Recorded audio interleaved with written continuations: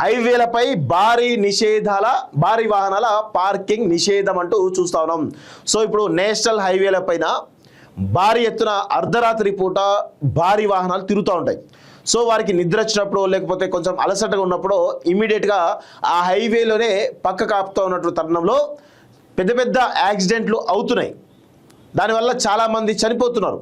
So ఇప్పుడు కేంద్ర ప్రభుత్వం ఒక కీలకమైనటువంటి నిర్ణయం తీసుకుంది.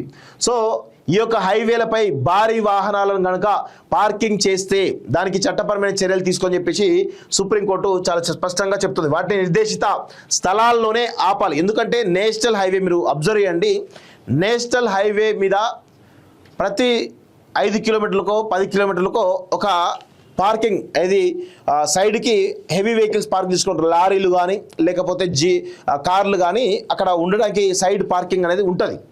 100% ఉంటుంది. 5 కిలోమీటర్కు 10 కిలోమీటర్ ఉంటుంది.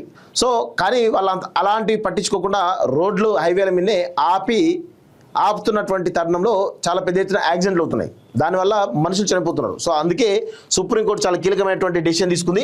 వాటిని నిర్దేశిత స్థలాల్లోనే ఆపాలి. నిర్వహణ లోపాలతో ఎక్స్ప్రెస్ వేలు ప్రమాదాల కారిడార్లుగా మారరాదు. అక్రమ పార్కింగ్ కట్టడికి 60 రోజులుగా చర్యలు తీసుకోవాలి అంటూ సుప్రీంకోర్టు చాలా క్లియర్ డైరెక్షన్ ఇచ్చింది. 15 రోజులుగా జిల్లా స్థాయిలో హైవేల భద్రతా టాస్క్ ఫోర్స్ ఏర్పాటు చేయాలి. కీలక మార్గదర్శకాలు జారీ చేసినటువంటి సుప్రీంకోర్టు అంటూ చూస్తా ఉన్నాం. సో ఇక్కడ దేశవ్యాప్తంగా రహదారి భద్రత మెరుగుపరచడానికి సుప్రీంకోర్టు కీలక ఆదేశాలు జారీ చేసింది. జాతీయ రహదారులపై భారీ వాణిజ్య వాహనాల పార్కింగ్ పై నిషేధం విధించింది. అనుమతి ఉన్న నిర్దేశిత విశ్రాంతి లేదా పార్కింగ్ స్థలాల్లో మినహా ఎక్కడా వాహనాలు ఆపడం లేదా పార్కింగ్ చేయరాదని ఆదేశించింది. పరిపాలన లోపాలు లేదా మౌలిక సదుపాయాలు లేని కారణంగా ఎక్స్ప్రెస్ వేలు ప్రమాదాలకు కారిడార్లుగా మారినట్లుగా హెచ్చరించింది. సో 2025 నవంబర్లో తెలంగాణ రాజస్థాన్లో జరిగిన 2 ప్రమాదాల్లో 34 మంది మరణించిన నేపథ్యంలో సుమోటో కేసులో వ్యవస్థాగత నిర్లక్ష్యాన్ని ఎత్తి చూపుతూ ఈ ఆదేశాలు ఇచ్చింది. రహదారి భద్రతపై పలు మార్గదర్శకాలు జారీ చేసింది. హైవేలపై భారీ వాహనాలు పార్కింగ్ చేయకుండా అధునాతన ట్రాఫిక్ నిర్వహణ వ్యవస్థలు, జీపీఎస్ ఆధారిత ఛాయాచిత్ర ఆధారాలు, ఈ చలన విధానాల ద్వారా కట్టడి చేయాలని సూచించింది.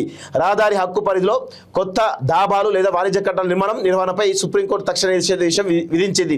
ప్రస్తుతం ఉన్నటువంటి అక్రమ కట్టడాలను 60 రోజుల్లోగా తొలగించాలని ఆదేశించింది. 15 రోజుల్లోగా జిల్లా స్థాయి హైవేల భద్రత టాస్క్ ఫోర్స్ ఏర్పాటు చేయాలని కోర్టు సూచించింది అంటూ చూస్తా ఉన్నాం. సో ఇదొక పరిస్థితి, ఒక మంచి ఇనిషియేషనే. ఎందుకంటే చాలా పెద్ద ఎత్తున ప్రాణాలు పోతున్నాయి.